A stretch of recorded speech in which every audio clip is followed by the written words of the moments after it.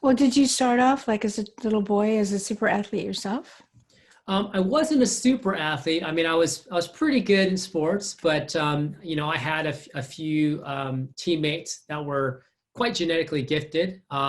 So for me, my interest was starting out in weightlifting and nutrition is how could I optimize my body? So how could I Mhm. get a little bit stronger, faster for football or track and field?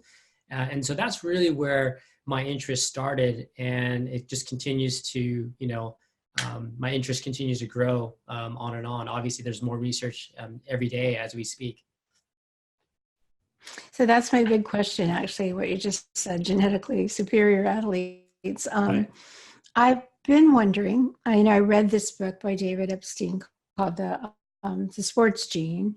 It's an Right. interesting read. I know you've read it Yep. too, so we can recommend it to other people. But, what does make an athlete? Is it willpower? Is it because they've got great coaching? Is it because they've also added their nutrition? Is it, diet, training, willpower, or genes? What's your opinion on that? I think it's all the above. All the above to a certain degree in most sports. So, it does take a certain amount of genetics. Obviously, like if you want to be an NBA player, well, you better be above 6 foot 6'2" or have some extraordinary jumping capabilities to be able to be successful and at a high level in that type of sport like basketball.